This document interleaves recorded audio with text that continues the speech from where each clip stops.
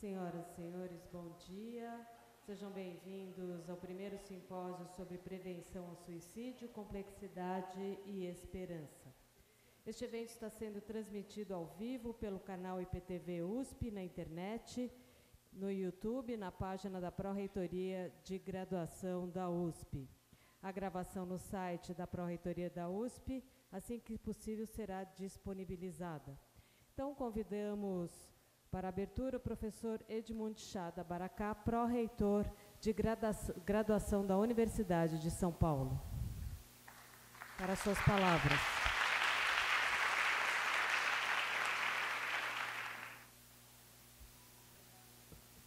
Bom dia.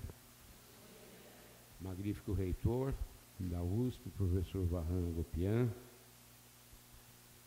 pró-reitor de pesquisa, professor Silvio Canuto, professor Andrés, coordenador do Escritório de Saúde Mental, hoje ligado à Pró-Reitoria de Graduação, professores convidados que vieram trazer uma contribuição importante para esse evento. A Pró-Reitoria de Graduação, seguindo as diretrizes da gestão Vahan Agopian e Antônio Carlos Hernandes, ela tem escritórios a ela vinculados. Nós temos o escritório de atividades esportivas, que é coordenada pelo professor Júlio Serrão, que é também diretor da Escola de Educação Física e Esportes, professor Júlio. E eu cumprimento todos os dirigentes aqui presentes também. Temos o escritório de carreiras, que é coordenado pela professora Tânia Casado, e, mais recentemente, o escritório de saúde mental, que é dirigido pelo professor, coordenado pelo professor Andrés. Então, é uma honra muito grande participar desse simpósio sobre prevenção ao suicídio. O próprio nome do simpósio exemplifica bem a magnitude do problema do suicídio, complexidade e esperança. Complexidade porque é um tema realmente que envolve múltiplos fatores, tornando-o deveras complexo, mas esperança que ações como essa, realizadas aqui pelo Escritório de Saúde Mental, traz, sem dúvida alguma, uma esperança para que a Universidade de São Paulo, em especial, juntamente com as unidades afeitas a esse tema, como o Instituto de Psicologia, as faculdades de medicina, a Faculdade de Medicina de São Paulo, de Ribeirão Preto, e a novata Faculdade de Medicina da FOB, de Bauru. Então, é uma esperança que nós temos realmente e acreditamos que esse problema pode ser vencido. Mas, para isso, todos devem unir esforços em prol de ações preventivas. Por isso que nós temos realmente, o professor Andrés foi muito feliz em colocar a esperança que nós temos que esse problema pode e deve ser vencido. Parabenizo, então, o Escritório de Saúde Mental, agradeço aos professores convidados que vieram de seus locais de origem para participar desse evento. E a Universidade de São Paulo, professor Vahan, está de parabéns pela realização desse evento. Desejo a todos um bom simpósio e que nós tenhamos bons frutos dele. Muito obrigado.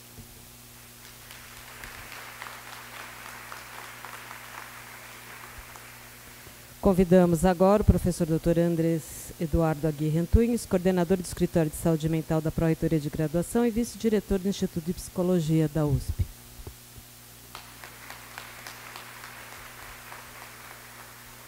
Bom dia a todos. Agradeço a presença do magnífico reitor, professor Vahan Agopian, em nome de quem eu cumprimento todos os pró-reitores da universidade, todos os diretores e autoridades aqui presentes. Agradeço né, ao professor Neuri Botega, a jornalista e escritora Cleisla Garcia, por estarem aqui nesta manhã conosco, e no período da tarde o professor Cassorla, Karina, e por último eu encerro o simpósio. Complexidade porque o ser humano é complexo, ele não pode ser reduzido a qualquer diagnóstico, seja ele qual for. E esperança tem a ver com a questão da temporalidade, tem a ver com a questão do futuro. E para poder pensar num futuro aberto, nós temos que conhecer o nosso presente, também elaborando tudo o que aconteceu no nosso passado longínquo ou recente. Então, eu desejo um bom simpósio a todos. Obrigado.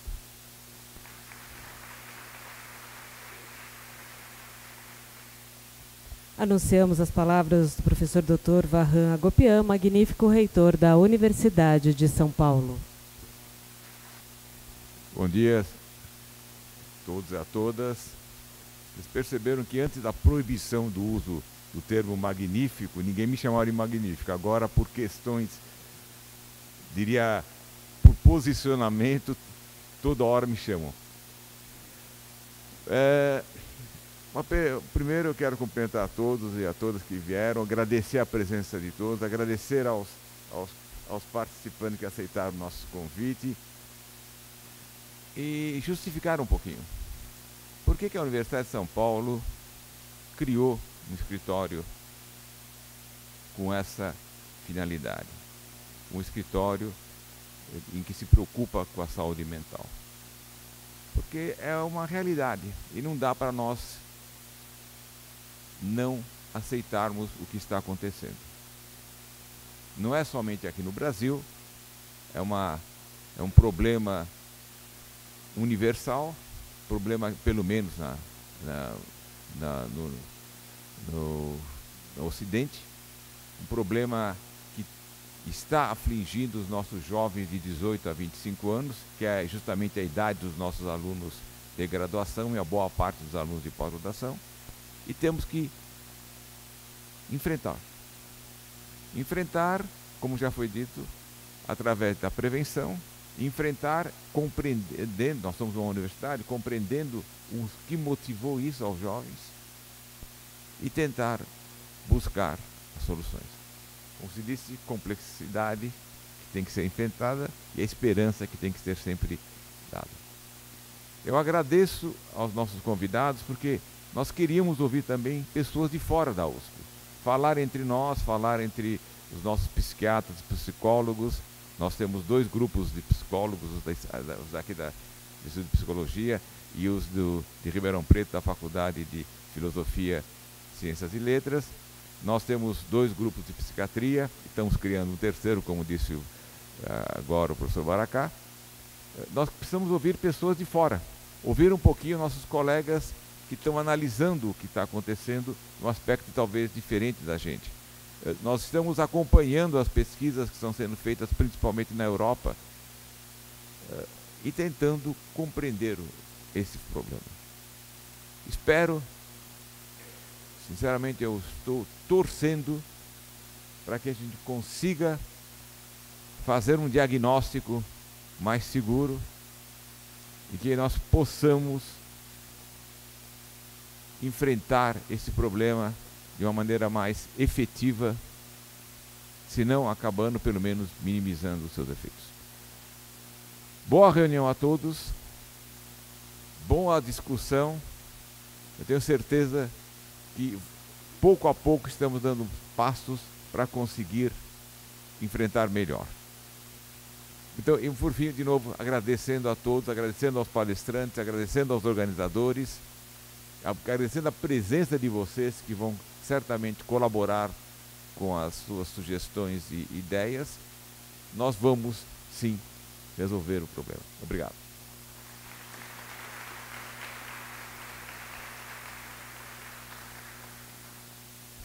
Anunciamos o término da abertura deste simpósio.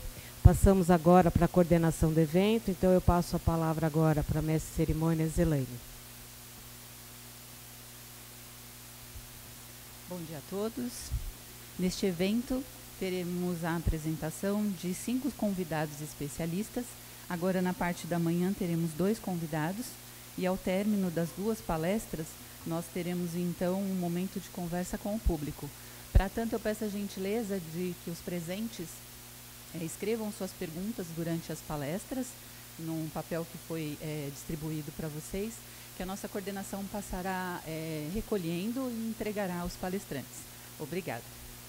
Nosso primeiro convidado tem o tema da sua palestra, o impacto do comportamento suicida.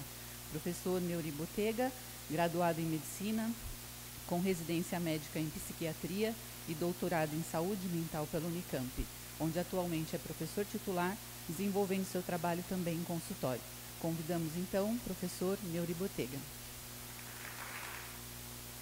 Bom dia a todos. Em primeiro lugar, eu quero agradecer e parabenizar a USP pela grandeza e oportunidade desse evento, que não se resume aqui a nós, mas a outras pessoas que nos assistem pela internet. Bem, eu essencialmente sou um clínico e que, por força da carreira universitária, fiz bastante pesquisa na área de prevenção de suicídio, numa época em que o assunto não era tão comum como nos dias de hoje. Comum pelo fato de que o suicídio aumenta no Brasil e comum pelo fato de que finalmente a imprensa se abriu com reportagens excelentes sobre o tema, o que tem contribuído muito para a conscientização pública a respeito da necessidade de fazermos alguma coisa nessa área. Eu queria começar a minha apresentação com uma frase famosa de alguém também famoso na área, eu vou falar daqui a pouco quem é. A frase é a seguinte: a questão central do suicídio não é sobre morte ou sobre matar. Antes, é a questão da cessação da consciência a fim de evitar uma dor psíquica insuportável. E é por isso que nós estamos aqui, e é por isso que o assunto merece toda a atenção. Como nós, seres humanos, lidamos com a dor psíquica. Quando as nossas necessidades mais básicas de sobrevivência emocional não são atendidas. O autor dessa frase é considerado o pai da suicidologia. Já existe um nome para a área hoje, para a área científica de estudos sobre suicídio, Edwin Schneider, um psicólogo emérito dos Estados Unidos, e que cria esse neologismo muito bonito, psyche, que poderia ser traduzido como dor da alma. É interessante que a dor psíquica, às vezes, ela é tão intensa que ela provoca reações automáticas.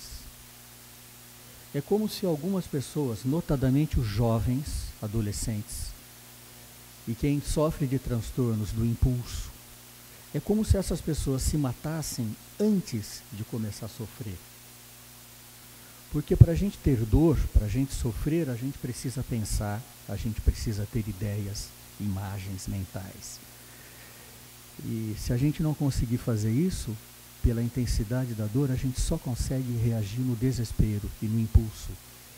É por isso que muitas vezes o suicídio de um adolescente é um ato tão impulsivo que a gente chama de ato-dor. Não há uma representação de sofrimento ainda. A dor não é processada em termos de palavras e sentimentos. É claro que alguns suicídios são planejados, são tecidos lentamente no íntimo do ser, e percebemos que aquela pessoa tinha um grau de consciência muito grande antes de se matar. Mas, infelizmente, o número de suicídios impulsivos aumenta entre adolescentes e jovens. As razões pelas quais o suicídio está aumentando nessa faixa etária, nós poderemos discutir ao longo do dia e ao final da minha apresentação. Vamos seguir em frente. Algo tão íntimo também foi visto de maneira coletiva. Olha que interessante, o Emile Durkheim, ele é considerado o pai da sociologia, e o livro que inaugurou a sociologia foi um livro sobre suicídio. Aí está a genialidade dos grandes pensadores, né? Ele quebra o paradigma. Algo que é tão íntimo, tão singular, é visto sob a ótica social. E o Durkheim, estudando séries de mortalidade em alguns países europeus, em diferentes subgrupos populacionais, trabalha a ideia de que a sociedade está submetida a forças de coesão e de integração dos indivíduos, entre si e dentro da própria sociedade. E ele fala algo que é tão moderno, é tão pós-moderno, né? Ele fala isso há 2 séculos atrás, mas é tão pós-moderno. Ele fala assim: com a queda do papel protetor da igreja, da família e do Estado, nós somos muitas vezes jogados para o vazio da desesperança. Isso foi dito por um sociólogo, né? Tentando entender como que a sociedade condiciona o suicídio. Então, como a minha palestra é a primeira, eu vou trazer para vocês informações, eu vou pedir a paciência de vocês, porque eu vou trazer números. Como nós estamos no Setembro Amarelo, muita coisa está sendo dita sobre suicídio, e algumas dessas coisas são inverdades, são imprecisões e são preconceitos.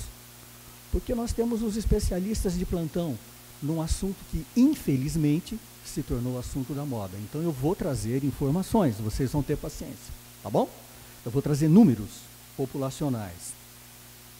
Porque trabalhar com números é importante para sensibilizar as pessoas em nossa sociedade, é importante para gerar hipóteses de pesquisa e também para darmos subsídios aos gestores de saúde pública decidirem onde eles vão colocar o dinheiro e com que finalidade. Então nós precisamos dos números, apesar de estarmos lidando com um problema tão íntimo e tão singular. Essa publicação de 5 anos atrás, ela trouxe uma grande novidade. Se eu estivesse dando essa palestra na década de 90, eu falaria assim: o suicídio está aumentando no mundo.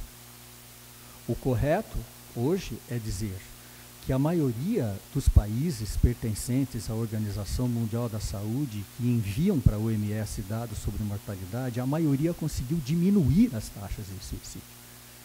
Essa é a novidade dos últimos 10 anos. E apenas uma minoria vê os índices de suicídio aumentarem. A primeira pergunta: o que esses países fizeram para diminuir os índices de suicídio? Eles melhoraram basicamente as condições sociais da sociedade e melhoraram o acesso à saúde. Quando a gente faz prevenção de suicídio para aquela pessoa que já está em cima da ponte, prestes a se atirar, nós perdemos um tempo enorme. É a nossa sociedade que tem que se preparar para ter menos suicídio, politicamente, economicamente, com acesso, com mais igualdade entre os cidadãos, com mais respeito pelas diferenças, com menos bullying. O que esses países fizeram? Vamos pegar Índia e China. A mulher na Índia e na China passa por situações extremas. Ela não escolhe o par para casar, ela apanha do marido, e ela tem que cuidar de todos os familiares idosos do marido. À medida que a sociedade se modernizou e houve o aumento da urbanização, as mulheres ganharam em autonomia e passaram a se matar menos. A China sempre foi uma exceção mundial. Na China, as mulheres jovens moradoras de zona rural sempre se mataram mais do que os homens, ao contrário do que ocorre na maioria dos países. E hoje, a China diminuiu o suicídio, a Índia diminuiu o suicídio, a Coreia do Sul. Há 15 anos atrás, a gente achava que a Coreia do Sul ia explodir em números de suicídio. Não. A Coreia, por exemplo, tinha muito suicídio por um agrotóxico chamado paraquat. Em 2011, eles proibiram o paraquat e diminuíram demais o número de suicídio. Um ato político. No momento em que o Brasil, ao contrário, amplia a lista de agrotóxicos, muitos dos quais estão proibidos em países mais evoluídos. Nós estamos na contramão. A Suécia criou políticas de proteção ao desempregado e de facilitação de encontrar um novo emprego. Então a Suécia passou incólume pela década de 90 e pela recessão de 2008. E a Suécia sempre foi uma campeã de suicídio. Outro país interessante, a Rússia. Vocês sempre ouviram falar que na Rússia se bebia muito e os suicídios eram altíssimos. Muito bem, o Gorbachev na década de 80 e o Putin em 2005 criaram políticas de taxação pesada sobre o álcool, diminuíram o alcoolismo e, bingo, o número de suicídios também diminuiu. Hoje, o consumo de álcool per capita da Rússia é menor do que o da França e o da Alemanha. Não podemos mais dizer que na Rússia se bebe muito. França e Alemanha bebem muito mais. E os índices de suicídio na Rússia caíram para metade. Desarmamento. Depois de ter uma chacina, a Austrália implementou uma lei de desarmamento bem rigorosa. Os suicídios caíram na Austrália. E por que no nosso país a gente está liberando armas? Para quê? Nos Estados Unidos, os estados que têm o maior número de suicídios são os estados com o maior porte de arma por indivíduo. Ah, mas será que quem quer se mata de qualquer jeito? Eu empeço uma ponte, ele se atira. Eu tiro o revólver, ele se atira na frente de um trem. Não. As pessoas, quando começam a pensar em se matar, elas têm uma ideia de como. Se eu inibo o acesso, eu ganho tempo.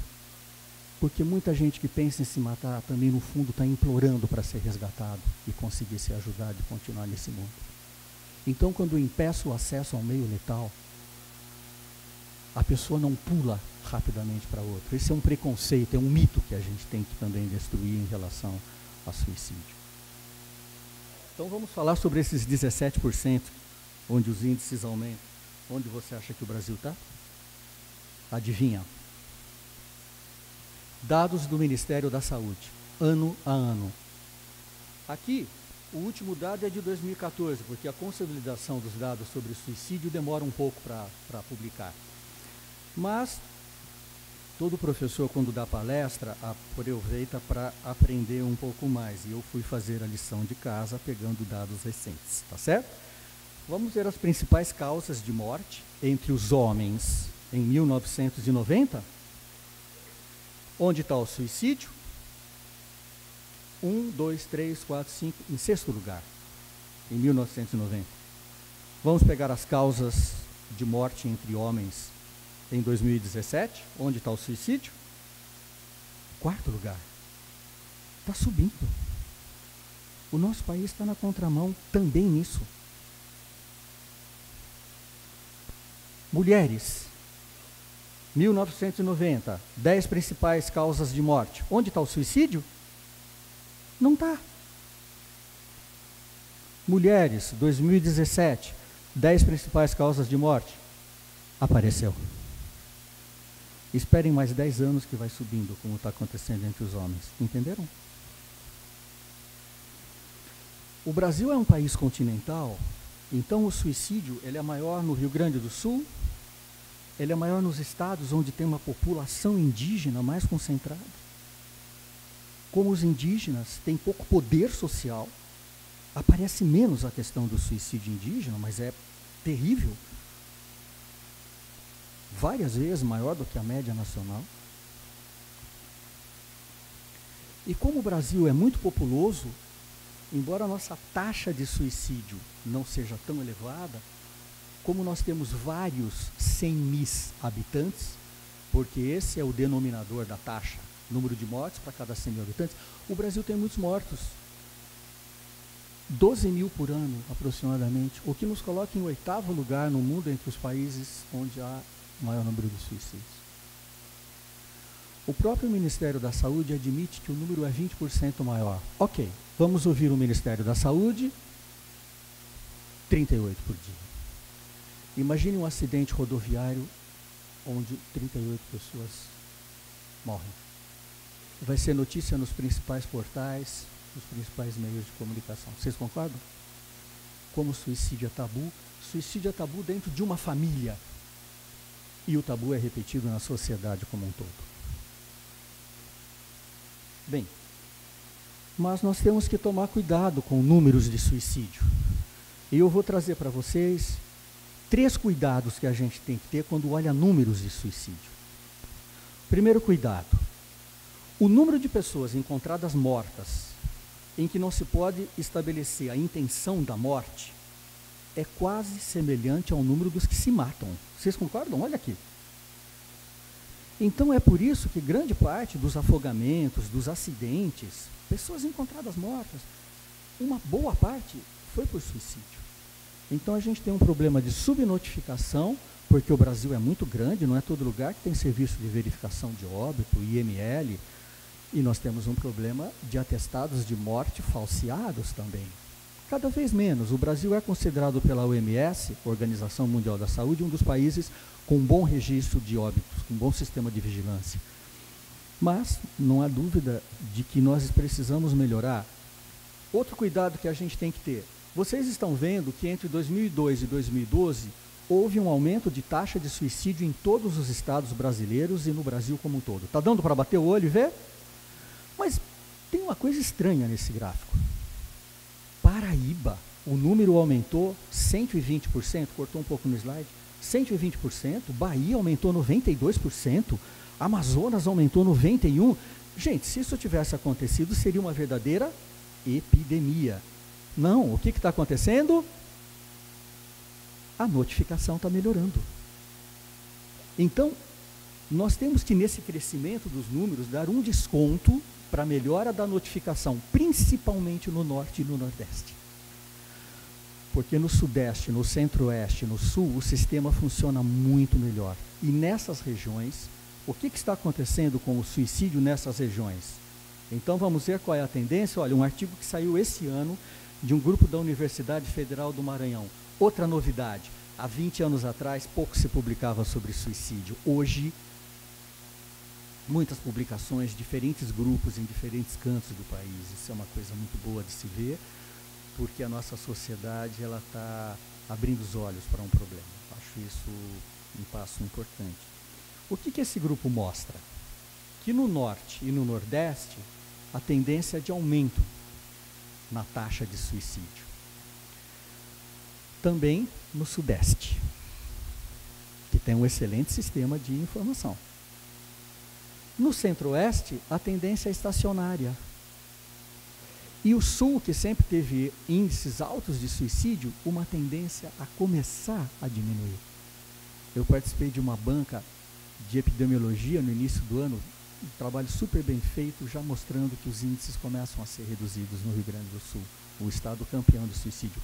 E o Rio Grande do Sul é uma unidade da federação que se organiza bem no campo da saúde, da prevenção. Então a notícia é boa, a notícia é boa.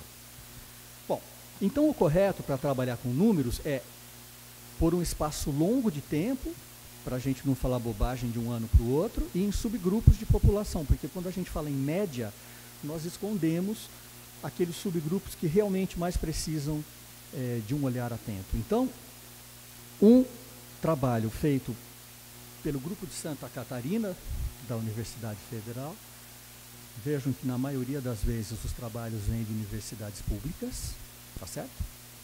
Nós sabemos que mais do que 60% das publicações científicas do país são em universidades públicas. Por que não defendê-las, não é verdade? Então, a questão é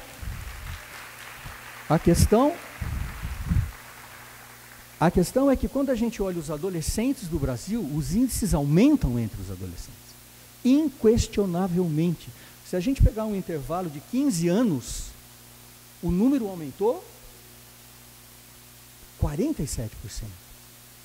Não se esqueçam de dar o desconto da melhoria da notificação. Tá certo?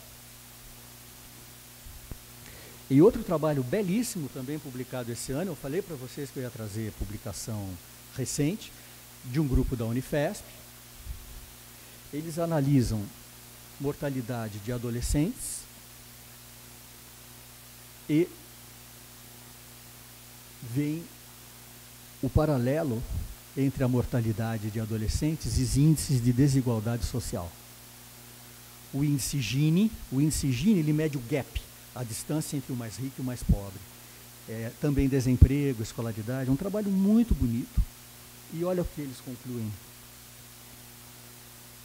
Em 6 capitais do Brasil, o índice de suicídio de adolescentes entre 10 e 19 anos aumentou 24%. Os dados oficiais para o Brasil, no mesmo período, é de 13% entre os adolescentes. E para a população geral, de 9%. Então, o que a gente pode dizer? É muito número, eu não quero confundi-los, mas vamos fazer um resumo. Nos últimos 10 anos, o índice de suicídio no Brasil cresceu 9%. Mas entre os adolescentes, cresceu 13%. E se nós pegarmos 3 capitais brasileiras, com bom serviço de verificação de óbito, cresceu 24% entre os adolescentes. Então esse é um tremendo problema. Porque jovens estão se matando mais na nossa sociedade. O que está acontecendo? O fenômeno não se repete em todos os lugares do mundo, como algumas pessoas de plantão vão noticiar. Mas acontece no Brasil. O que está acontecendo com a nossa sociedade? Qual é o olhar que nós temos que dirigir? Se há um problema íntimo no suicídio, há um problema social também. O suicídio é um fenômeno complexo, nós não podemos simplificar um caso de morte, como às vezes a gente fala, foi porque perdeu o emprego, porque a mulher traiu. Não, não é assim que funciona. O suicídio é o pico de um iceberg de comportamentos autoagressivos. Em 2010, a gente fez um estudo multicêntrico da OMS em várias cidades.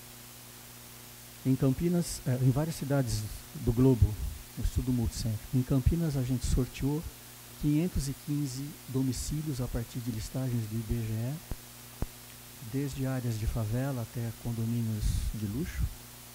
E em cada domicílio sorteamos uma pessoa que tivesse 14 anos ou mais para uma entrevista de 1 hora, tete a tete. E nós obtivemos os seguintes números para um centro urbano como o de Campinas. De cada 100 pessoas, 17 já pensaram seriamente em pôr fim à vida. Observe, seriamente. Não é um pensamento passageiro que todos nós podemos ter, né? 5% chegou a planejar como faria. Eu não estou podendo entrar na parte clínica, porque eu estou focalizando a minha palestra em números, mas a gente sabe que planejar é algo muito grave.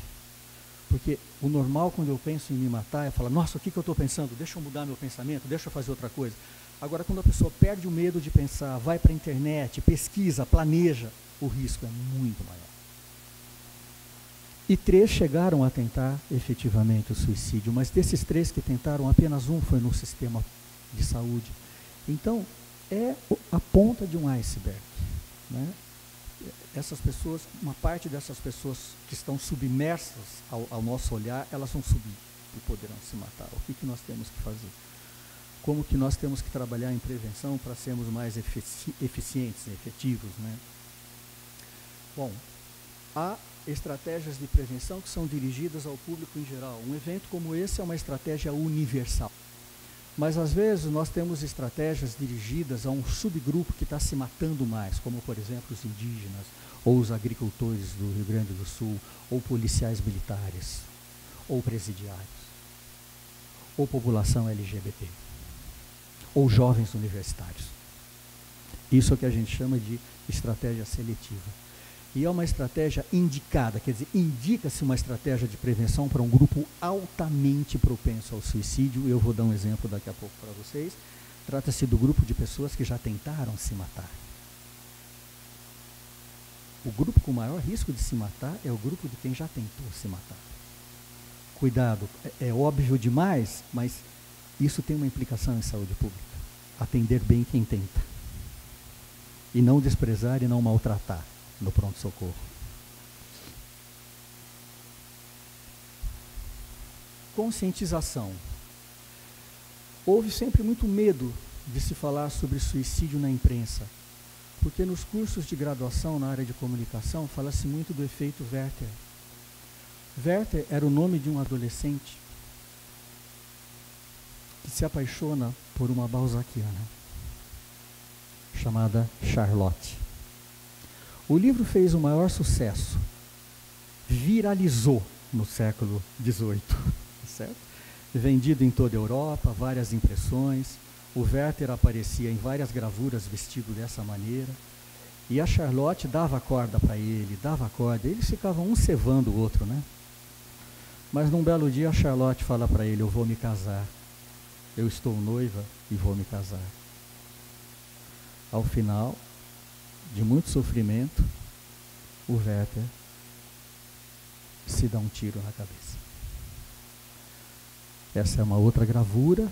Ali tem uma escrivaninha com as cartas que ele escrevia e recebia da Charlotte.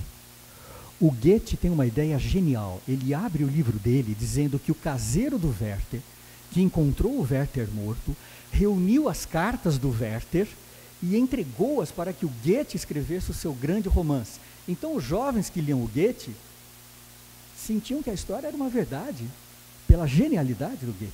Vocês entenderam? O Goethe trazia, inclusive, cópias das cartas no próprio livro. Muitos jovens se mataram pela Europa toda. O livro foi proibido e queimado em alguns países e o Goethe foi obrigado a dizer publicamente: gente, tudo isso é uma ficção. Bom, isso ficou conhecido como efeito Werther. E temos um efeito Werther nos tempos modernos. Depois de tanta cartilha, depois de tanta orientação, o Netflix, interessado em business, hoje todo mundo vê Netflix, não é verdade? 13 razões. Gente, 13 razões comete um monte de pecados. Um monte. Romantização do suicídio, cada episódio foi uma causa e um culpado.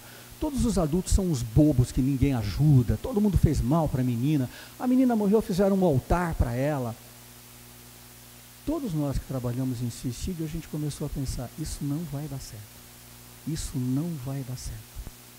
O episódio, a série foi lançada em abril de 2017. Como sempre acontece em ciência, os números demoram para sair e 2 anos depois começaram a sair os primeiros artigos científicos e olha só a taxa social que a Netflix paga. E não assume, porque lançou a 2ª e a 3ª temporada. Olha a taxa social. Artigo do JAMA, publicado esse ano. Journal of American Medical Association, um dos 5 melhores do mundo. Total de suicídios mês a mês, de 1999 a 2017. Isso só se faz com grandes bancos de dados e grandes computadores. Não é em qualquer lugar do mundo que se faz. Alguém me perguntou: o Brasil fez isso? Claro que não, ainda não temos competência. Mas no JAMA apareceu e olha só, mês a mês, o suicídio aumentou 22% em meninas e 22% em meninos e 11%, oh meu Deus, 22% em meninas e 11% em meninos, 12%. Vocês estão sabendo mais do que eu? Por que vocês estão me corrigindo tão rapidamente assim? Eu que sou o professor. E essas taxas, elas aumentaram entre abril e junho de 2017. E só entre os adolescentes, gente. Olha o efeito Werther de novo. Aí os estatísticos calcularam quantos suicídios houve a mais por causa da Netflix. 103 suicídios a mais em 3 meses nos Estados Unidos. É essa a taxa? É essa a taxa que a gente vai pagar? Outro artigo. Aqui eles calcularam o número de mortes a mais até o final do ano de 2017. 195 suicídios a mais. Cuidado com as taxas que às vezes, ingenuamente, a gente paga para o show business. Não se faz show business em cima de suicídio. Não se espetaculariza suicídio. A gente não deve passar imagens de suicídio pelas redes sociais. A gente não deve dar detalhes do método. Se chegar para você, não mande para frente e deplore quem mandou para você. Porque isso aumenta o suicídio. Então, atentos a isso, há 10 anos atrás, o grupo da Unicamp fez um manual lançado pela ABP, dirigidos a jornalistas. O nome não é muito bom, manual, cartilha. Os jornalistas gostam de ter independência quando criam o texto, quando dão a notícia. Mas sobre isso a gente tem que conversar. E felizmente os jornalistas conversaram. E hoje aparecem excelentes reportagens dos principais órgãos de imprensa do país sobre suicídio. Eu tiro o chapéu. Não era assim há 10 anos atrás. Ou havia um silêncio total, ou havia aquele espreme e sai sangue, sabe? Com detalhes que você não deve dar sobre um suicídio. Redução de acesso a meios letais. Essa é a ponte que liga a Vitória a Vila Velha. Nessa ponte há muitos suicídios, nessa ponte só passam carros, mas as pessoas param o carro no ponto mais alto e se atiram. Então é um lugar que atrai suicídios. A média de 2009 a 2013, a média de 2009 a 2013 foi de 4 suicídios por ano. Aí explodiu a questão das redes sociais a partir de 2014. Redes sociais explodindo, notícia, foto. Olha o que aconteceu com o número de suicídios, gente. É um outro exemplo de efeito Werther. Saltou para 12, a média era 4. Aí um grande grupo de profissionais em Vitória se reuniu, hoje tem um grupo de prevenção de suicídio. Vitória é a capital brasileira com o melhor exemplo de articulação da comunidade para diminuir suicídio. Conseguiram reduzir para a média histórica de 3, 4 suicídios anuais e chegaram a fazer uma enquete pública para ver qual era o tipo de proteção que eles iam colocar nessa ponte. Venceu uma estrutura lateral rebaixada em fibra para manter a transparência, para manter um bom layout da ponte. E nós temos vários exemplos mundiais, quando a gente protege pontes, quando a gente protege prédios muito altos, com aquele vão central, como o Fórum Trabalhista em São Paulo, onde houve 5 suicídios. Não se faz um prédio público com um vão central tão alto e quando as pessoas estão tendo má notícias de um juiz. Um pai saltou com um filhinho de 4 anos, foi uma tragédia. Depois dessa tragédia colocaram anteparos acima dos guarda-corpos. Risco elevado. Eu vou trazer para vocês um trabalho de uma ex-orientanda de doutorado, a professora Gislaine Freitas, da Unimep. Ela ficou em Piracicaba, num local que atendia adolescentes grávidas. E ela viu 110 grávidas, entrevistou essas meninas, que tinham até 18 anos, via onde essas meninas moravam, se dirigia até o local de moradia, contava 5 casas depois, ia batendo de porta em porta, até achar uma adolescente da mesma faixa etária que nunca tinha engravidado. Vocês entenderam? Então ela fez um estudo que chama de caso controle. E é um estudo muito legal, né? Foi um belo trabalho que a Gislaine fez. E aí ela obtém uma estatística chamada Odds Ratio, que é esse OR, que se aproxima daquela ideia, quantas vezes mais, né? Quantas vezes mais quem fuma tem chance de morrer de câncer de pulmão. Isso que é o Odds Ratio, ou risco relativo. E olha essas meninas grávidas, como elas têm chance, e como elas têm chance maior de se matar, e como elas têm uma vida acidentada. 3 vezes mais tentativas de suicídio do que as que nunca engravidaram. Migração nos últimos 6 meses, 6 vezes mais, com todas as consequências que uma migração implica. Vocês concordam? Morte de um dos pais na infância, 3%. Terem sofrido abuso físico ou sexual na infância, 5%. Terem usado maconha ao longo da vida, 5 vezes mais. Uso semanal de álcool antes de engravidar comparado às outras, 8 vezes mais.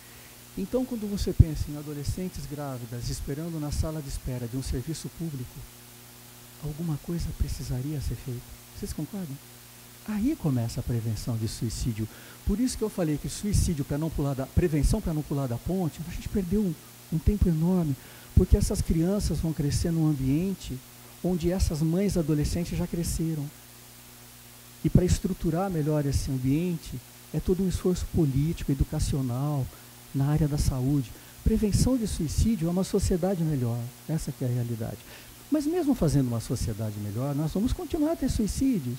Países desenvolvidos têm suicídios, então também não simplifiquem. Eu estou trazendo mais a questão social porque eu estou trazendo números.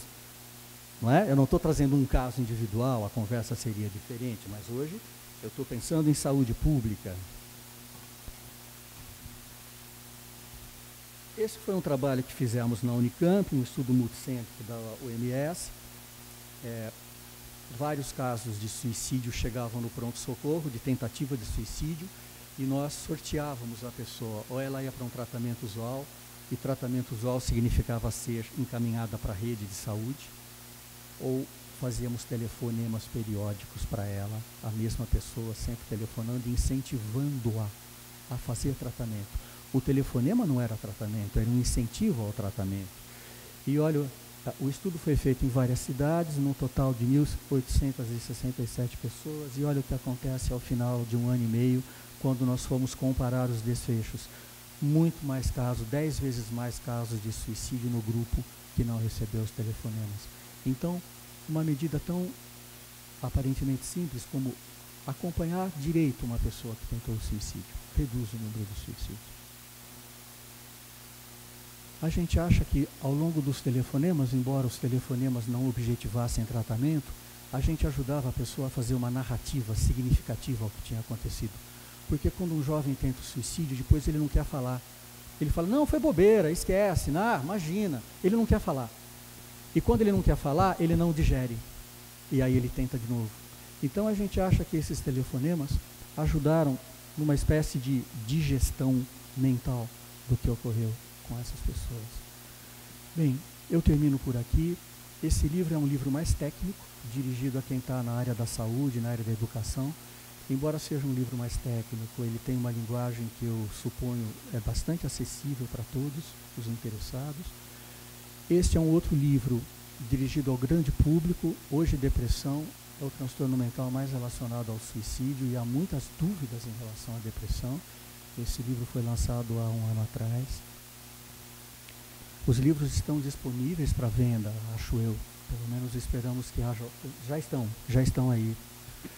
E eu tenho um Instagram onde eu apareço surfando, fazendo academia, comendo os pratos maravilhosos nas principais capitais do mundo e também alguns posts sobre depressão, bullying, pânico. Vocês vão gostar, tá certo? Obrigado pela atenção.